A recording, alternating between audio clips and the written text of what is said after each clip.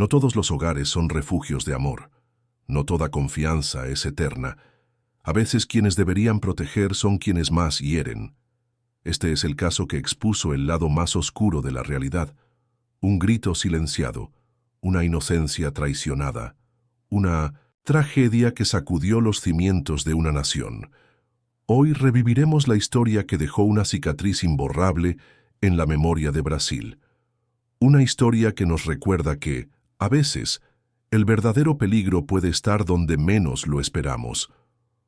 Hola, me llamo John y estás en Oscura Verdad, un canal donde revelamos las historias más oscuras de la realidad. Casos que marcaron para siempre la historia y cuyas cicatrices siguen abiertas, incluso con el paso de los años. Hoy vamos a revivir uno de los episodios más perturbadores que Brasil haya conocido. Una tragedia que no solo arrebató la vida de una niña inocente, sino que expuso, de manera brutal, el lado más oscuro de la confianza, de la familia y de la propia naturaleza humana. Este es el caso de Isabella Nardoni. Una historia de traición, desesperación y tragedia que en 2008 paralizó a todo un país y dejó marcas profundas en la memoria colectiva. Antes de sumergirnos en esta historia devastadora, quiero hacerte una invitación. Si valoras contenidos serios, investigativos y profundos sobre crímenes reales, deja tu me gusta, suscríbete al canal y activa las notificaciones para no perderte ninguna investigación aquí, en Oscura Verdad. Y al final del video, queremos escucharte. ¿Qué sentimientos te despierta este caso? Comparte tu opinión en los comentarios. Aquí, tu voz es esencial. Isabella de Oliveira Nardoni nació el 18 de abril de 2002 en la ciudad de São Paulo. Desde sus primeros años de vida, Isabella demostraba una personalidad dulce, extremadamente sensible y sobre todo un vínculo inquebrantable con su madre, Ana Carolina Cunha de Oliveira. Sus ojos brillaban como estrellas y su sonrisa iluminaba cualquier ambiente en el que estuviera. Isabella conquistaba a todos con su ternura y alegría. Era una niña llena de vida, que amaba jugar, crear dibujos llenos de color y cantar con entusiasmo las canciones que aprendía en la escuela. Ana Carolina quedó embarazada siendo todavía muy joven, a los 17 años, fruto de una relación amorosa con Alexandre Alves Nardoni, quien en ese momento tenía 22 años.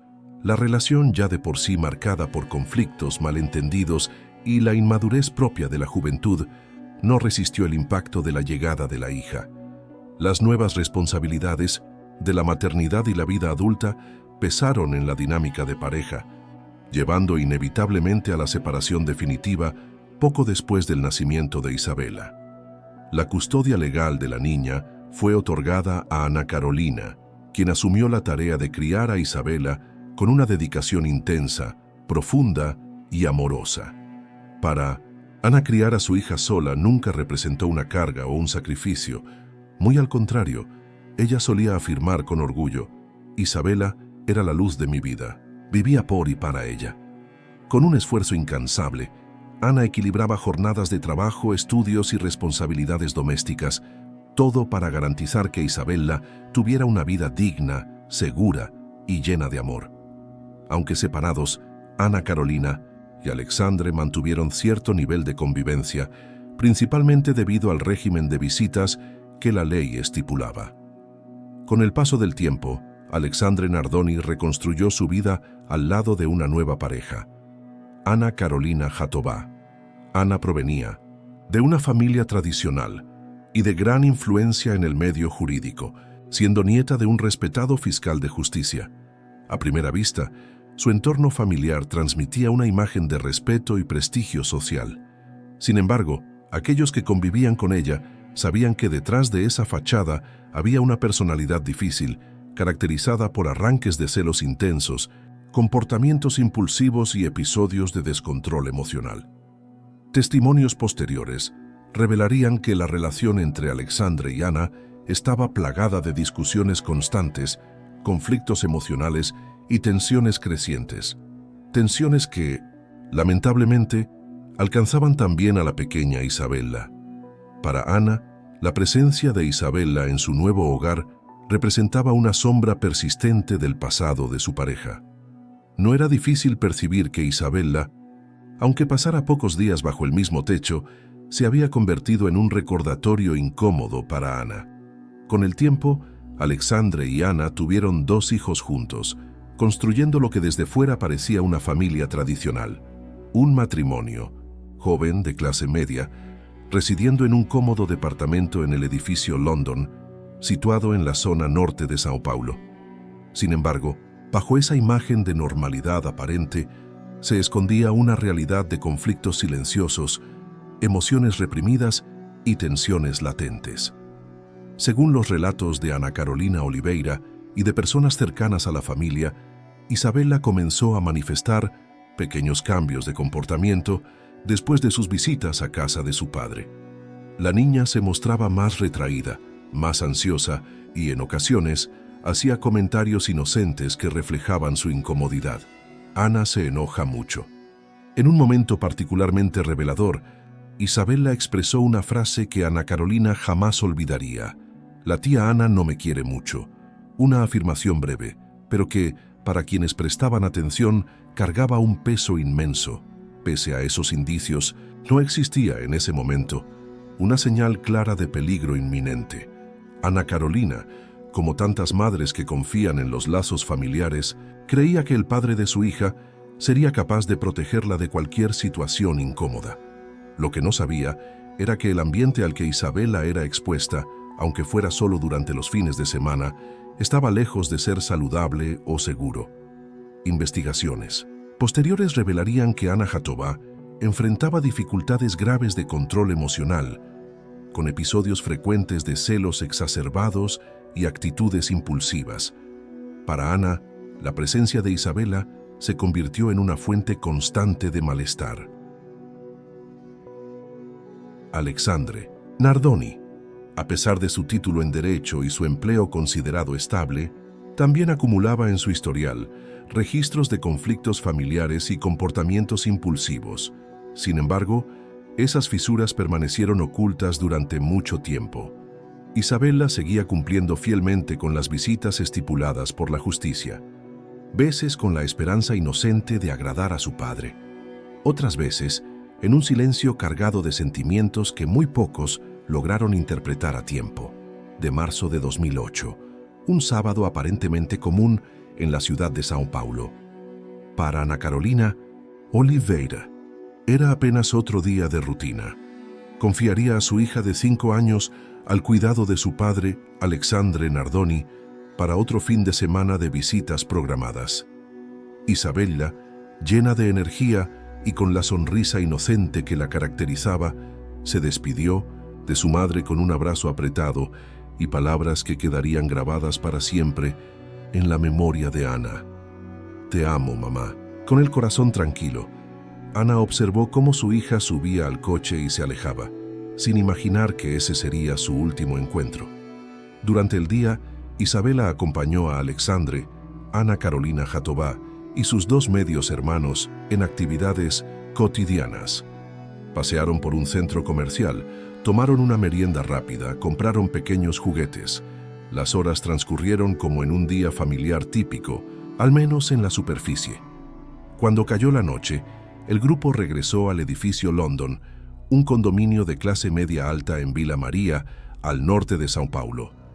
Las cámaras de seguridad registraron el movimiento en el estacionamiento. El coche de Alexandre se detuvo frente al edificio y él, con cuidado, sacó a Isabella adormecida del asiento trasero. En las imágenes se ve a Alexandre cargando a la niña en brazos, mientras Ana y los otros niños se dirigen tranquilamente hacia el interior del edificio. No hay prisa, no hay señales de preocupación. Una escena aparentemente trivial que, más tarde, se convertiría en una pieza crucial para reconstruir los hechos. Posteriormente, Alexandre diría a las autoridades que Isabella había permanecido sola en el coche durante algunos minutos mientras él y Ana subían con los demás niños. Sin embargo, la revisión de los vídeos, junto con el análisis de los tiempos y movimientos, desmentiría esa versión. Isabela fue llevada viva hasta el apartamento 62, y fue allí donde todo cambió para siempre. Dentro del inmueble, un ambiente que parecía tranquilo ocultaba tensiones no resueltas. Las teorías presentadas durante la investigación sugieren que, tomada por los celos y el resentimiento, Ana Carolina Jatobá habría iniciado una discusión. Isabela, incapaz de comprender los conflictos de los adultos, habría sido tristemente arrastrada a aquel momento de descontrol. Las pruebas encontradas en el lugar indicaron que Isabela sufrió un episodio de violencia física. Marcas visibles en su cuello sugerían que fue sometida a un acto extremo de inmovilización, lo que la llevó a perder la conciencia. En un gesto desesperado y calculado, Isabela fue llevada al cuarto de los niños. La malla de protección de la ventana, que debía ser un elemento de seguridad, fue cortada de forma precisa, con un objeto afilado. Momentos después, Isabela, aún con signos vitales pero incapaz de reaccionar, fue lanzada desde el 6º piso.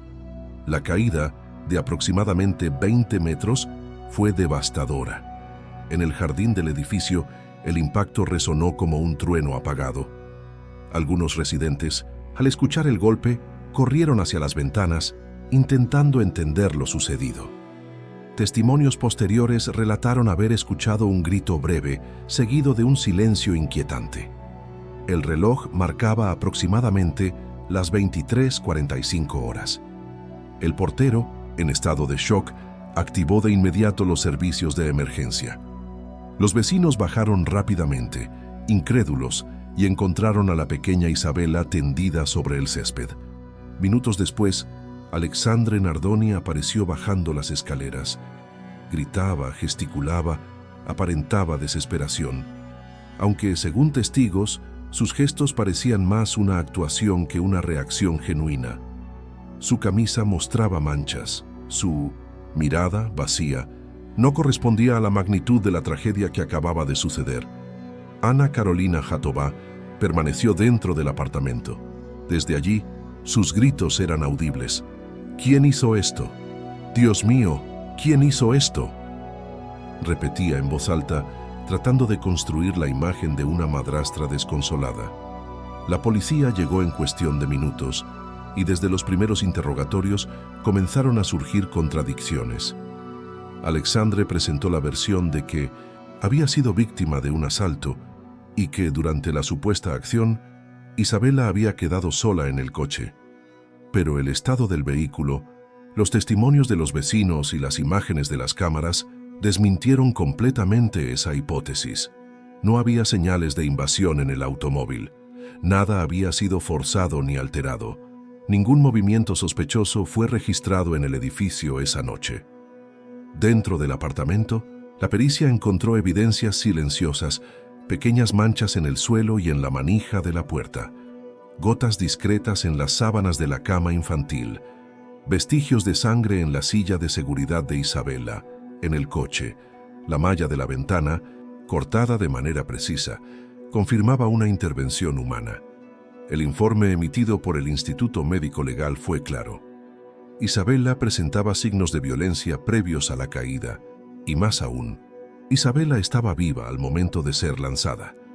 Lo que ocurrió aquella noche no fue un accidente, no fue un acto cometido por un desconocido, no fue un error fortuito, fue una serie de decisiones frías, calculadas en cuestión de minutos para encubrir un acto de violencia que ya no tenía retorno.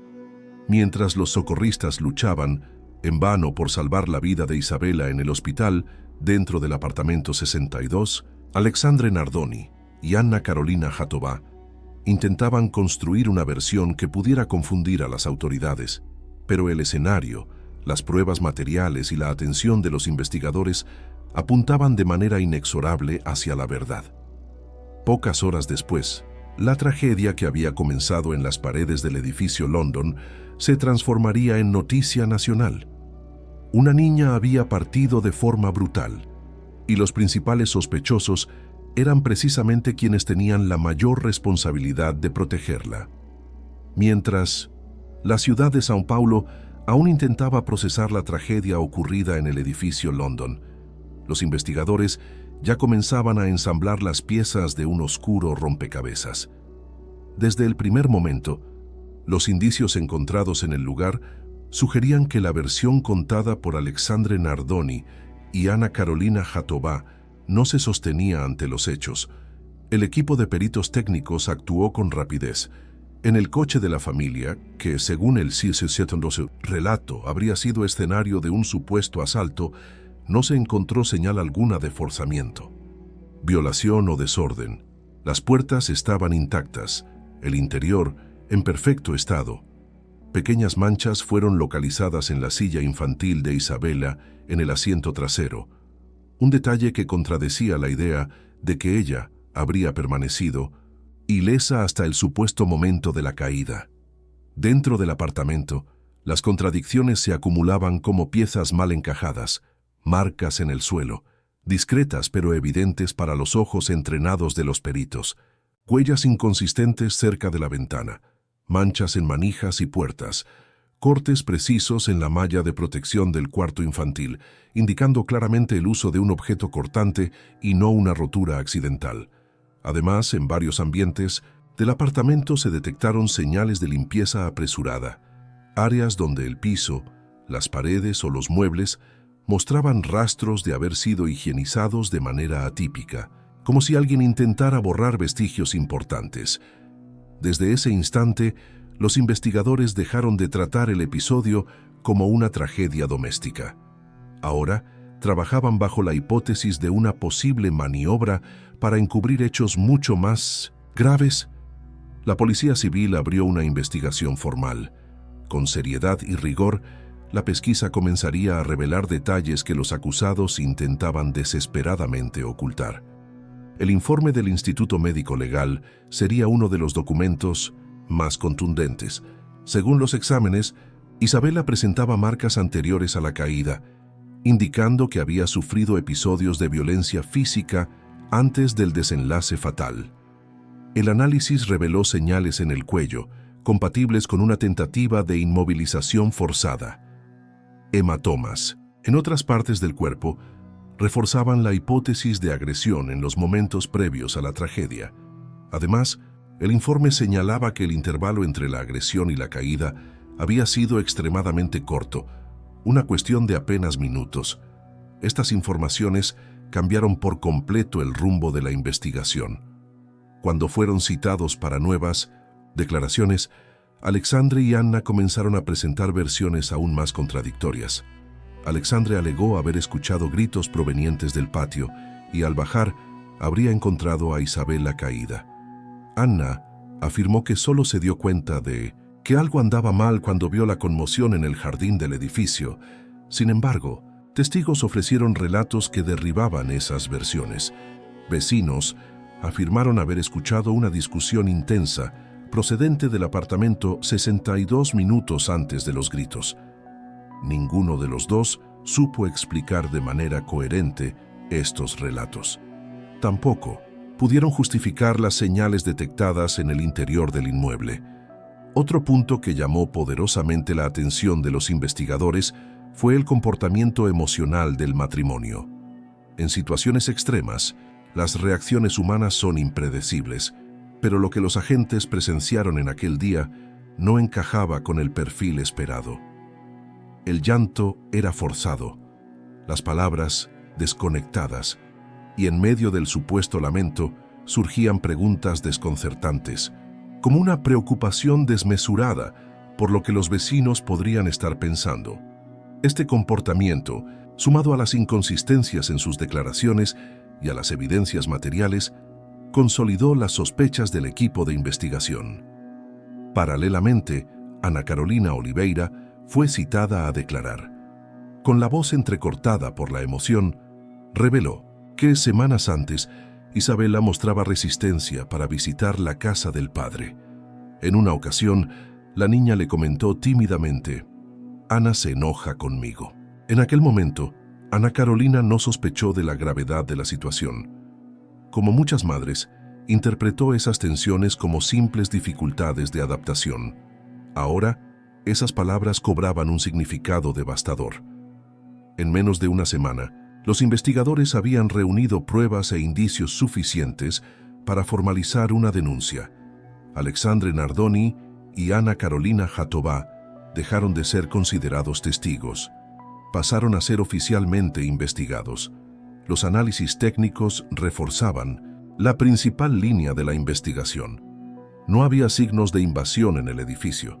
No existían rastros de terceros en la escena. No había indicios de que Isabela hubiera estado fuera del apartamento antes de la caída. Lo que había sucedido aquella noche se originó dentro del hogar. La repercusión fue inmediata. La prensa nacional se sumergió de lleno en el caso. Cada día, periódicos, radios y televisores divulgaban nuevas informaciones, alimentando la indignación popular. El país entero seguía cada detalle, impulsado por la consternación y el deseo de justicia. Ante la presión pública y las pruebas irrefutables, la justicia decretó la prisión preventiva de Alexandre Nardoni y Ana Carolina Jatobá a principios de mayo de 2008, poco más de un mes después de los hechos. Así comenzaba uno de los juicios más emblemáticos de la historia criminal reciente de Brasil, un proceso que prometía no solo revelar toda la verdad, sino también marcar para siempre la memoria colectiva de una nación. Marzo de 2010. 2 años habían pasado desde aquella noche en que la vida de Isabela Nardoni fue interrumpida, de forma brutal. Ahora, finalmente, comenzaba el juicio que todo Brasil esperaba con expectativa y angustia. Alexandre Nardoni y Ana Carolina Jatobá, el padre y la madrastra de la niña, se sentarían en el banquillo de los acusados para enfrentar las graves imputaciones que pesaban sobre ellos. El clima en la ciudad era de tensión palpable. El Fórum de Santana, en São Paulo, estaba rodeado de periodistas, camarógrafos, curiosos y ciudadanos comunes. Se formaron largas filas en las aceras, aun sabiendo que pocos tendrían acceso a las audiencias, que serían cerradas al público general. La prensa nacional se encontraba en pleno, transmitiendo cada movimiento, cada expresión, cada palabra pronunciada dentro y fuera del tribunal. La conmoción era tal que, en el exterior, las personas alzaban carteles con frases como «Justicia para Isabela». Nunca la olvidaremos. Dentro de la sala, la atmósfera era densa, cargada de emociones contenidas. El Ministerio Público presentó una narrativa contundente, meticulosamente construida, basada en pruebas periciales, informes médicos, testimonios de expertos y análisis técnicos del lugar de los hechos. La acusación sostenía que Isabela fue víctima de un acto de extrema violencia dentro del apartamento 62 y que, ante el miedo de ser descubiertos, los acusados optaron por una acción extrema para intentar eliminar cualquier rastro. A lo largo de 5 días de juicio, Brasil acompañó un verdadero drama judicial, repleto de tensión, lágrimas e indignación.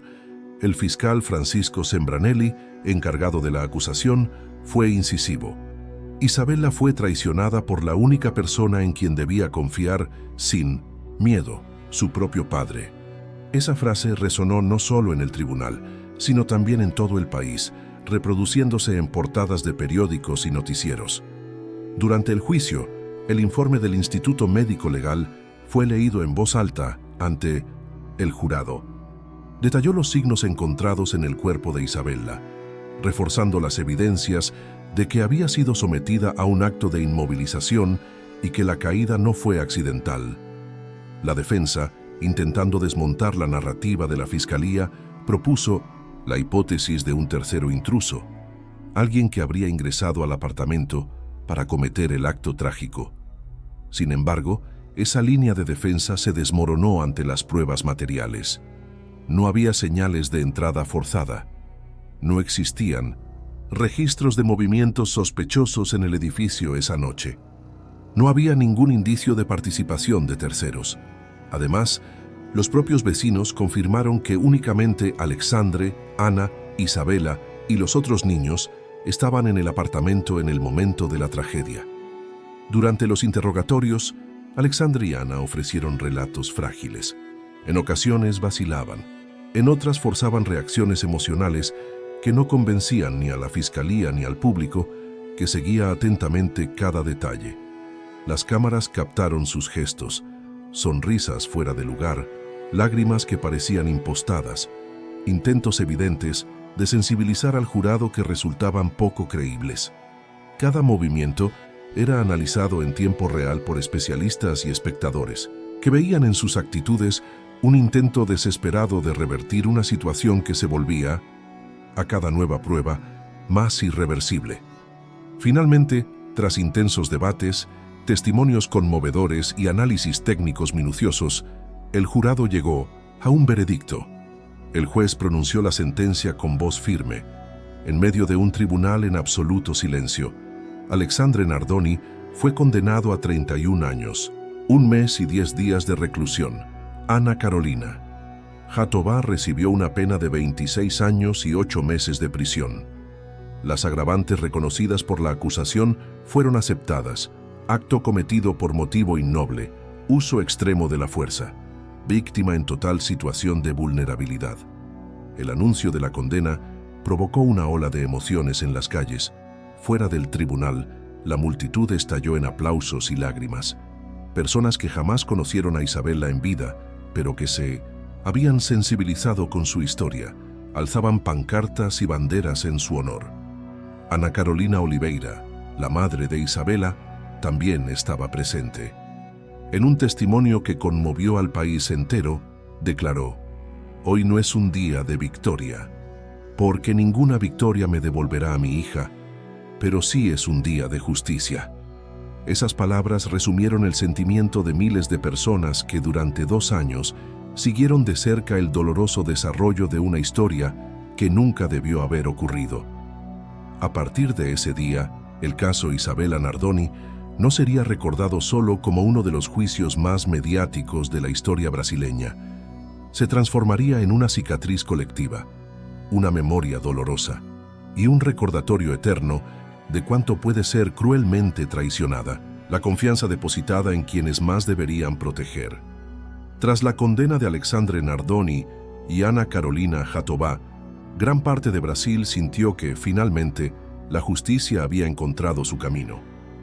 Pero para Ana Carolina Oliveira, madre de Isabela, el concepto de justicia jamás sería suficiente para llenar el vacío que quedó en su vida.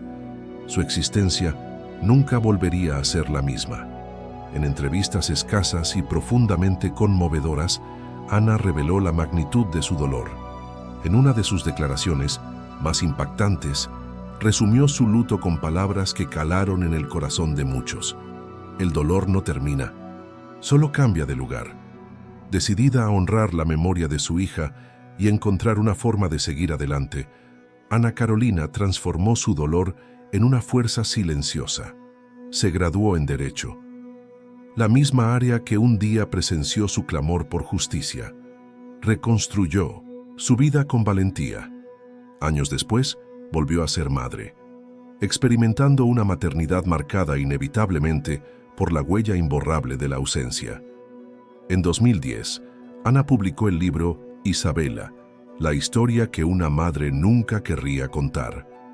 En 1906, esta obra comparte no solo recuerdos llenos de ternura de la infancia de Isabela, sino también revela con dolorosa honestidad el tortuoso camino recorrido por quien pierde aquello que más amaba.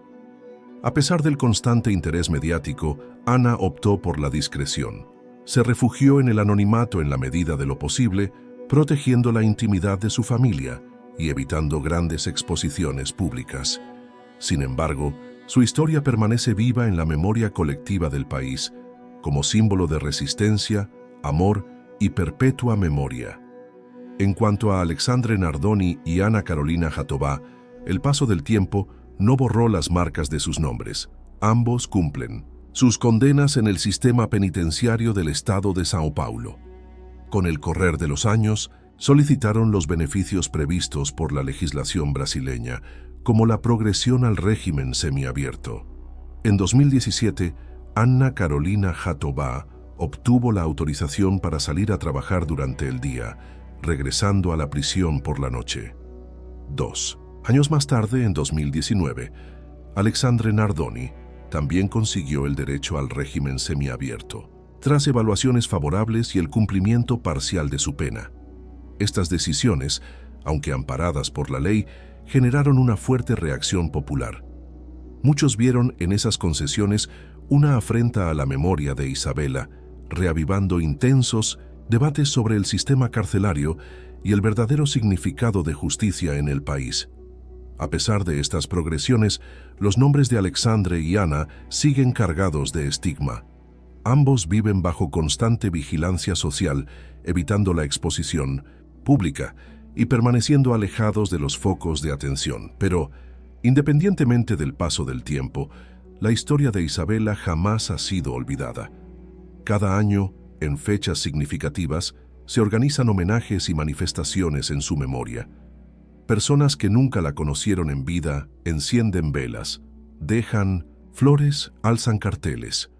Cada uno de estos gestos refuerza la certeza de que la vida de Isabela dejó una huella profunda y que su historia sigue siendo un recordatorio silencioso de la necesidad de proteger siempre a la infancia.